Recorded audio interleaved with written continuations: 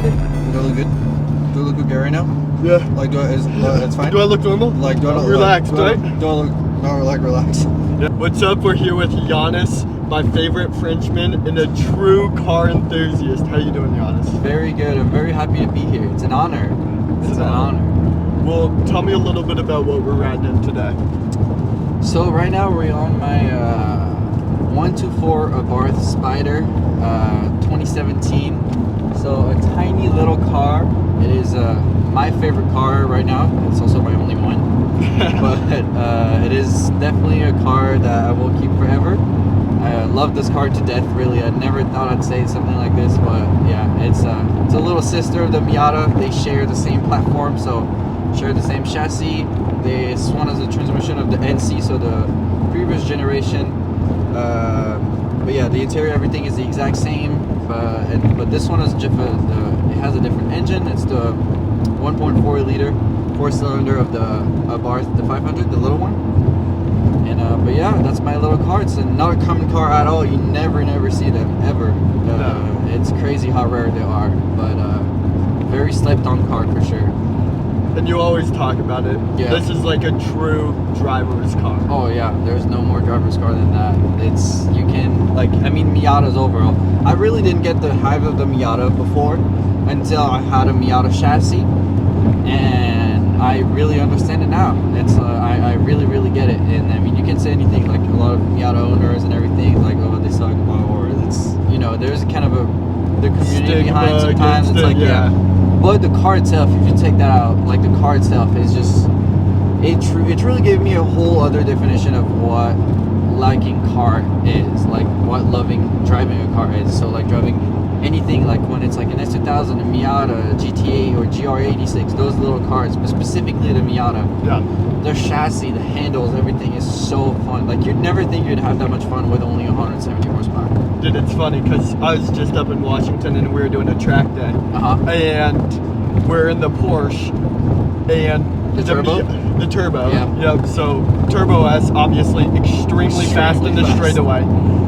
The Miatas would whoop our ass in the corners. And it's crazy because they didn't slow down. Like, they would go and go and go on the straightaway, obviously, and smoke them. It's insane because, like, with a good, like, tire setup and a good suspension setup, those cars are fucking insane. Yeah, I don't think they ever hit the brakes. They would just go into it's crazy. The momentum, too. It's like, because of how light they are, you just don't need to. Yeah. So, obviously, you know a lot about cars. What got you into cars originally? Jacques Chirac, the old president. I'm just kidding. Yeah. No, it's a couple things. It's a mix of a couple things. My dad, for sure, is one of the biggest, if not the biggest, because he's the biggest car guy I know apart from me. He live for our cars, but back then he didn't force me to be into cars at all, even though he wanted me to. Exactly. He didn't force me. I came naturally into cars with like Hot Wheels, with like games like Midnight Club, Midnight Run, all those like PSP games that we used to play, all the old like Gran Turismo, all the old like rally games. I mean, like, just a lot of things. And Fast and Furious too, because I was born in 2001, so I grew up with this movie. And it's, a lot of different things. But the main one, I'd say, my dad and Top Gear, of course, grew up with it too. All those emissions, and some French emission that you like TV shows that you guys probably don't know, but like something like Automoto or like stuff like that. I grew up with it too. I only know Moto from Madagascar. Hello, Moto. I grew up with that guy too. Obviously, like you're talking about it, being from France, they aren't really a big thing out there in the sense of like supercars, hypercars. So what was it like coming out here, especially in Scottsdale, where there's supercars, hypercars everywhere? Well, I mean, we're going to a car show that's probably going to have 25, 50 of them. We're so like used to it now, which is crazy. But it's it's like France. We have actually an insane amount of cars, especially in places like Paris, like the south of France. Insane. We have crazy good cars. We have a crazy good community too. Like, there's a strong community in France for like cars. We love cars. The thing is, we can't really have them. Unfortunately, it is very bad to own a supercar in France because of jealousy. money is not a thing you talk about in France. It's very people just really see it the wrong way and see money as like evil. So if you drive a Ferrari that's red or yellow, a Lamborghini that's green, there's the evil, the French president, and there's you. It's crazy how much they will key you, they will follow you.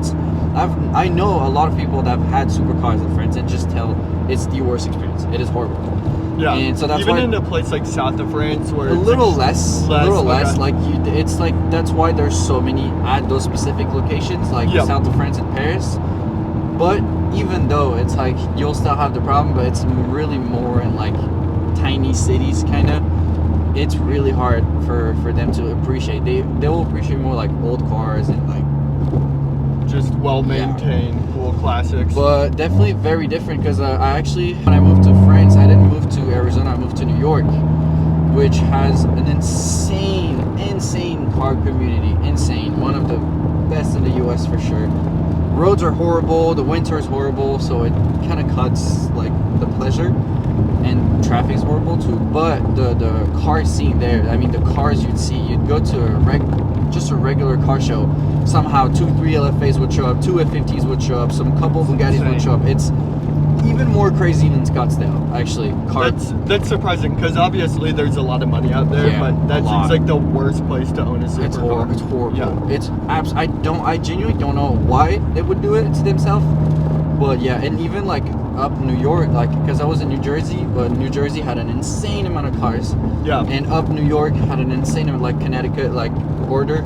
I mean, there were some shows I saw some cars like the amount of Paganis I've seen, the amount of it's insane. Like Koenigsegg's were regular cars there. Like I saw Koenigsegg's, Centenarios, everything like to so many shows. I was used to those cars. Exactly. Which is crazy. But when I came out here, the community was different. The cars were different for sure. Definitely. And I prefer them here just because it's a longer. You can drive them all the time. Even though in the summer it's hot.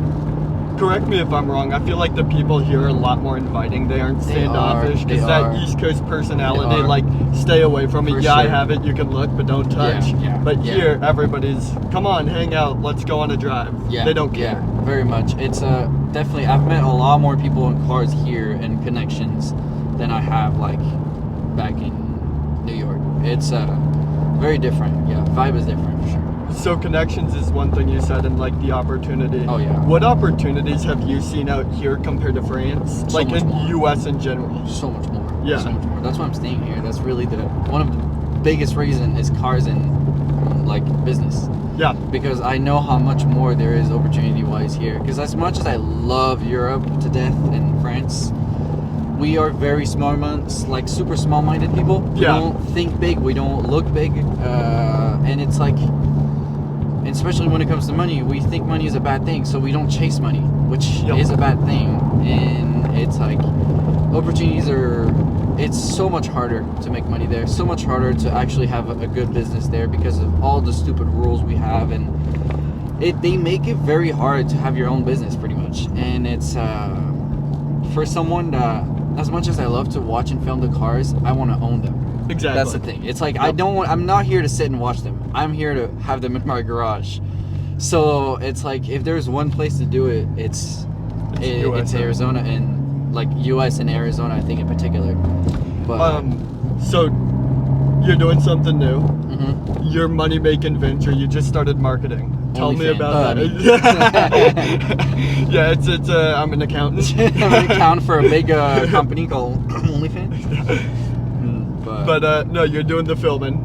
Yeah. What's your goal with that? Tell us what you're doing now. I love the 21-day challenge. When I got into real estate, I did a 50-day challenge. Similar thing, where it's like post every day for 50 days, and I saw a ton of improvement. Really? So, yeah. It's it's really as you said, I'm actually the challenge has been broke because of a moderate car week, which was way crazier than I thought, so I couldn't film anything there. But no, it's like so I'm starting this new. I've been wanting for a long time to. I always knew I wanted to be my own boss, and I wanted to be on my own. That was a long time ago. That was so sure, but I just didn't know what to do. I wasn't really sure. I loved so many things. I just didn't know what I wanted to actually like specify it. And recently, those last few years, when I came to Arizona, an old passion of mine kind of resurfaced. Yeah, I've always loved photography, always, and videography, but it was like a little hobby, nothing crazy. Yeah. And then I started to like get into it a little more, meet people a little more, and I started to like realize that being creative while making connections, while being at your job, while making money, well, it's all the whole thing. I was very attracted to it. I was like, hey, this is actually what I want to do. Yeah. I love this shit. And so I'm starting my own videography agency that will unfortunately not focus only into cars. I will do cars, but I won't focus into it. Fortunately, the niche is a little too small, and you can get very quickly limited on what you do. So I will film like everything. I want to get as much client experience as I can, as much connections as I can. I don't want to miss out on something, you know. And so I will do like, whether it's like restaurant for like ads, whether it's music videos, whether it's weddings, anything. And then in the long run, I'd love to transform that into a marketing agency. Yeah. And then after that, I have a lot of things that I want to do, but that's like things that will not have money, because I want to do it right. Exactly. I don't want to jump in doing it cheap. I want to own my own clothing brand. It's a very important thing to me, and I want to own my own coffee shop too. Yeah. But a car-related coffee shop, like a lot of California has. That's what Pablo and I want to do. Yeah. We want to do like a free car storage, so somebody could come in, store their car for free, but it's also a coffee shop. That's where you make the money off of. That's exactly what I want to do. It's one of my biggest dreams by far. I am so like passionate by this, but I wanted to do it the right way. It's like I wouldn't even care if I lose money. That's how important it is to me to do it. Exactly. It's like I want to get to this point in life where I can lose money to it, but I don't care because I love it so much. It's a true passion. Yeah, that's one thing. I don't know if you know Ron from the Vault. Yeah. He's talked about that when he got into it. It was never a money-making business Really? when he created the Just Vault. passionate. It was just true passion. And what he found is he started to sell his own personal cars because he's like, man, I need to make money off this business. The Vault is full of my cars. People actually want to store their cars here, Really? which is kind of cool. No, that's he's funny. got an amazing story. I'd love to have him on one day. Oh, definitely. He'd be great. Yeah, to achieve the goals that you want to do, it comes with a level of advice. And Pablo and I really always strive to get advice from somebody. So what's the best piece of advice you've gotten, and how has it affected you? I feel like I don't have one specific advice that comes in mind right now, but it's more like advices along the way. For like a lot of advices from my parents. Yep.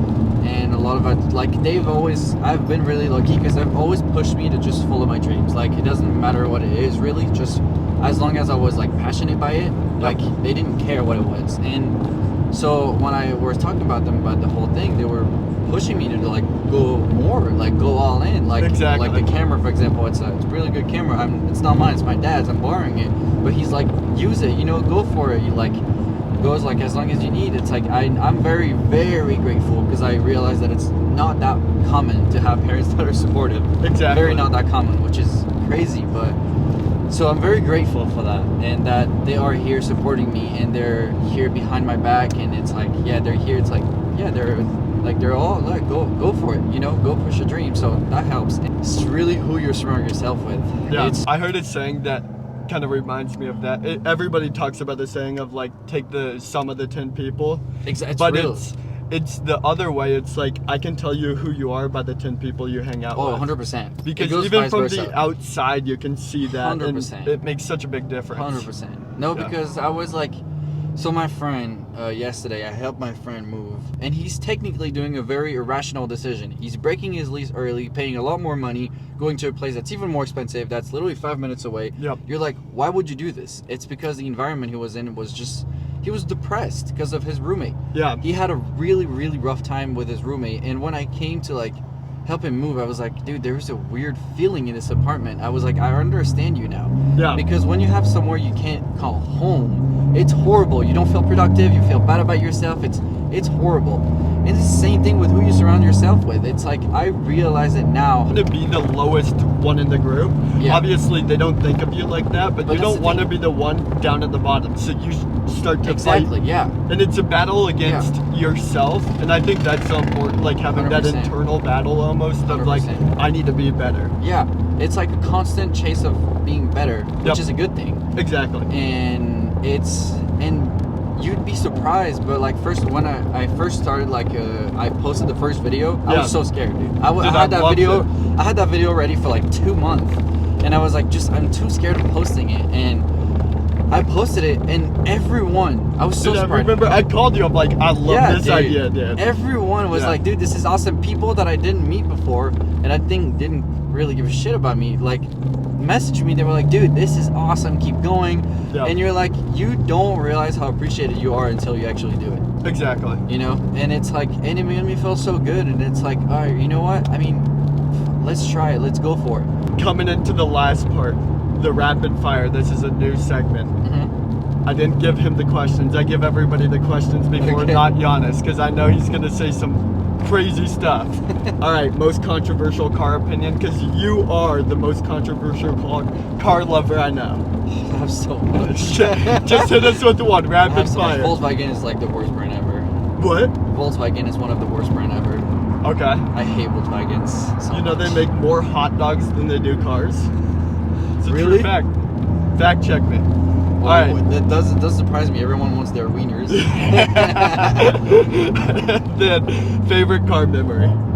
When me and my dad went up to Prescott in the two cars, an S2K and this one, and just to pick up some tires. Yeah. And the excuse was to go to Prescott like at night just to pick up some tires, and it was such an awesung time. That's so cool. It was amazing. What's your favorite thing about your filming journey so far? It's very young, Yep. very young, but overall it's seeing progress little by little is Yep. very satisfying. Seeing yourself change and meeting other people is like just seeing progress in yourself, you know, is a very rewarding feeling. Like you feel Definitely. very good about yourself when you start. You're like, oh shit, like I can do that, and then you're Watching like, oh, wow. the first video Oh. 10 days ago and now, And oh man, yeah, that's better. And then Yeah. you're like, damn, I can't even imagine how it's gonna be in 2 years. You know, Yep. you're like, and it just excites me a lot for what I can achieve in the future. You know? Definitely. And then, what's your goal with the company? You kind of touched on that. So, like, brief goal with the company. I think my goal is I would love to touch the 30, 40 grand a month. Yeah. Money wise. Money wise. Money wise. Love to like go upwards that for a good month. Yep. Other thing is just I'd love to, well, my goal is to be fully on myself, you know, like if I can like just be on my own time, be on my own schedule, and Yep. one of my main goal is to be able to travel more. I want to be able to take more time to go to France to see my family. I really don't see them as much as I want to. Yep. I only see them every year and a half, which is it's crazy. It's really not good. Like my grandparents are aging fast, my sister's growing quickly. Yeah. I can't see them, so And then, last question: as a Frenchman, croissant or baguette? chocolate croissant. Chocolate croissant. No, baguette. Honestly, baguette. What was it? It's a chocolatine. Chocolatine. Chocolatine. Oh yeah, if any French people are gonna watch, I know I they're love gonna be pissed. chocolatine. Fuck you, Sarah. Those are Yeah, the- Sarah, I'm coming after you. But baguette, you cannot beat bread, dude. I know. Bread is so good. Well, dude, I appreciate it so much. Well, this thank is you. such a fun interview. This is amazing. I honestly love to yap, so it's great. Yeah, I can't wait to do it again. And what are you gonna have?